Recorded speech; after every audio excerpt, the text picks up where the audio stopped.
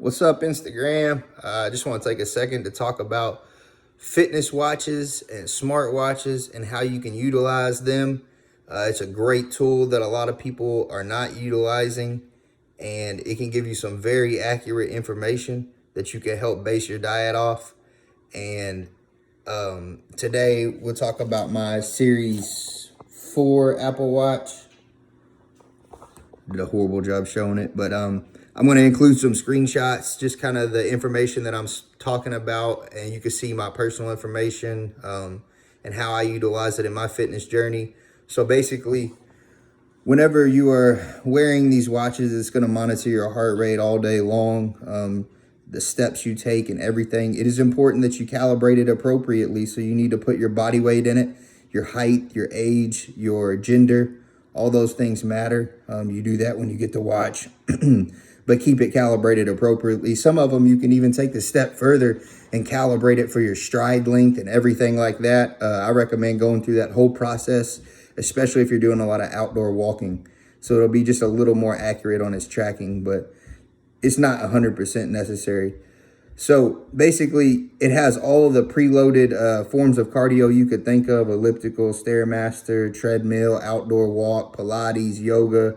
The list goes on. They've done a really great job on the Series 4, and I think the Series 5 will be an upgrade from that on an extensive list of options for you. If you're doing any type of weight training or anything, I always choose high-intensity interval training, and it's going to constantly monitor that heart rate and give you a very accurate description of calories burned. So on a typical weightlifting session for me, if I'm doing a lot of supersets, keeping the heart rate up, shorter rest time in general, maybe like on a back and bicep day, I might burn around 300 calories. But on a leg day, a more intense leg day, I'm burning closer to 700, 750 calories. You know, it all depends on the day, but so you need to be wearing those watches and tracking devices so that you can adjust your diet accordingly. I'm going to include some screenshots on the next post of my personal data for, let's say, averages this week. But if you're wearing the watch daily, you can go into your health app on your phone, and you can look at two different things that you're going to want to monitor, and that is resting energy. So basically, it's your resting metabolic rate, the amount of calories your body burns just sitting there, not doing the everyday things like walking and the activity that you're tracking. So you're going to add these two numbers together. You're going to take the resting energy and you're going to take the active energy, which both of them are listed on your health app. And what I would do to get a more accurate description is I would take that number for, let's say, the average of, let's do it for 2 weeks. Come back, it logs that every single day. Let's look at your average over that 2-week time frame, and let's use that. That's going to give you your base maintenance calories, adding those two together. So for me, you'll see it in my screenshot.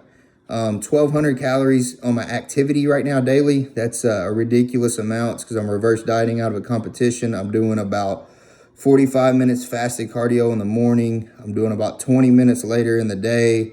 And I'm taking a 30 to 45 minute walk with my family just because we're cooped up from the coronavirus. So those are not things that you're going to see regular activity for me. I will need to adjust that in the future. But for now, 1,200 calories is my daily activity. And right around 2,000 calories is my resting activity or resting energy burn. So together, you're looking at 3,200 calories. You could take that a step further. You can add in the thermic effect of food, but we're not going to go that far. So right around 3,200 calories is my maintenance level. If I'm wanting to lose weight, I need to eat less than that. If I'm wanting to put on weight, I need to eat more than that. You know, this diet thing is really that simple. If you want to lose weight, burn more calories and eat less. A great way to understand what you need to be doing is to monitor those things daily. Track all your food and know how many calories you're burning. So an InBody scan is a great way to do that. My last InBody scan said that my resting metabolic rate was 2,049 calories. The screenshot that I'm going to show you today says my resting metabolic rate's right around 2,000 calories. So those numbers match. It's very accurate. So my daily activity is going to fluctuate based on what I do, but at the end of the day, my resting metabolic rate should not be changing that much. So I adjust my diet accordingly. Everyone has these smart watches, and they're such a valuable tool. So utilize them appropriately.